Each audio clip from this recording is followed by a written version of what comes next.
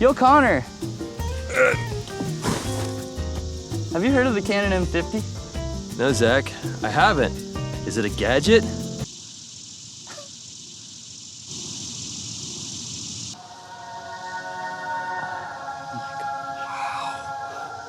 Yes, it is a technology camera that you hook up to your brain. What happens when you hook it up to your brain? I'll sit you down over here. Now, Connor, this is only gonna hurt a little bit, okay?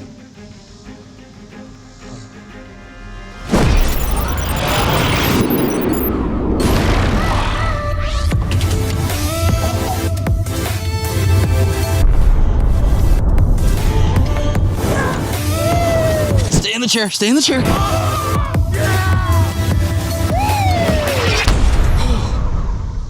Holy crap. That was awesome. Yeah, man. And now look, on our YouTube channel, now each time we talk about the Canon M50, we get more views. Is that the only reason you brought me here? To get views? Yeah, I really need a win right now.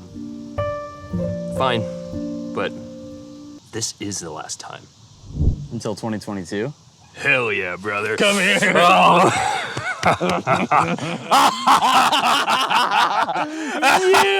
Yeah. Every single time somebody asks me, Zach, what should I get for my first camera? I say the Canon M50. It's affordable, it's reliable, and honestly, I'm just gonna say it, it's sick-ass cool. But in 2021, is it still a good option? There have been some new cameras that have come out on the market that have the potential of possibly knocking the M50 off of its throne, and I'd like to discuss that with you today. But before we get into all that craziness, let's hop over to our buddy Connor to see what the M50 actually provides. The Canon M50 offers 4K at 24 frames per second, 25 megapixel raw photos, digital stabilization for video, 10 frames per second photo burst mode, dual pixel autofocus with 99 AF points, a flip screen, EVF, and the ability to connect the camera to your brain to go on epic adventures like this one. Before we get Connor out of his dream world that he's stuck in, we gotta talk about the M50 Mark II. Wait, there's a second version of this sick-ass camera and I didn't even know about it? Yeah, it's the most pathetic Mark II of any piece of tech I've ever seen in my whole life. Here is the entire list of differences between the Mark II and the Mark I M50. The Mark II has 5-axis digital stabilization as opposed to the Mark I's 3-axis. The Mark II is $30 more. Are you serious? That's literally the only differences. Holy frick, they're identical cameras. One's just more expensive.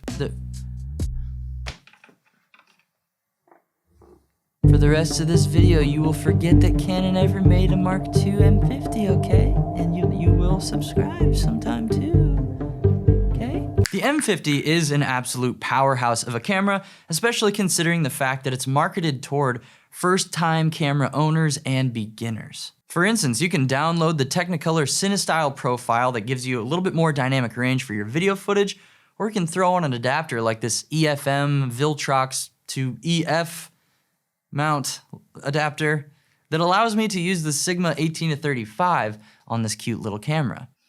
Cute camera. It's honestly so easy to recommend this camera to just about anyone because of how solid it is for the price.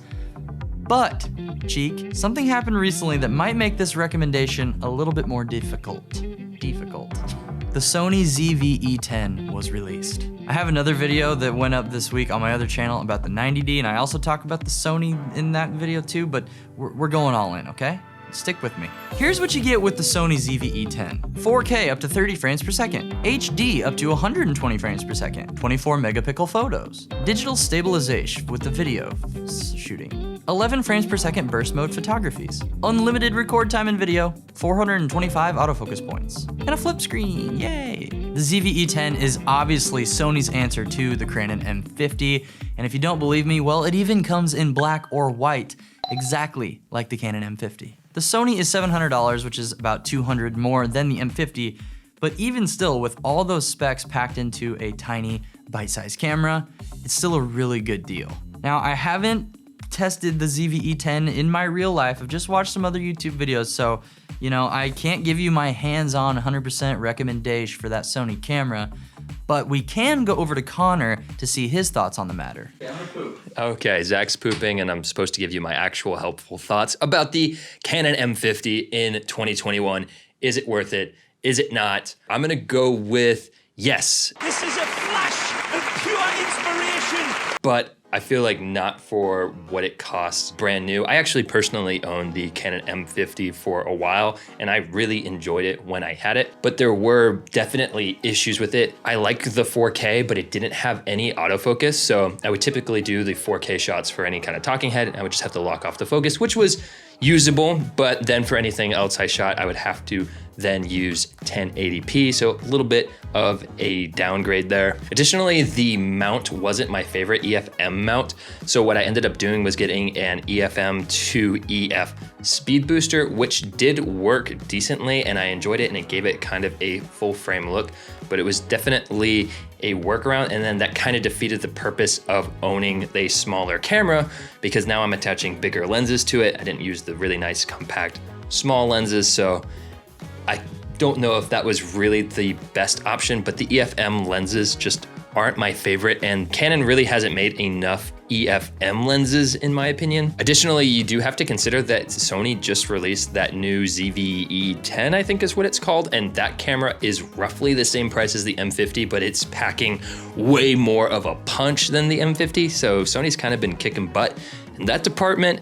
Always have to consider that. But I do think if you love Canon and you're just like, I'm gonna shoot Canon no matter what, and you're in the sub $1,000 range, even sub $500 range, because you could pick one up on, say, eBay or something, it's still definitely a good option. But I still feel like if you're willing to spend just a little bit more, there's a plethora more options available. Zach, I gave my thoughts. Am I done? So you see, the M50 is still for you and for me, but there are other great options, like Sony. A poem by Zachy Mave.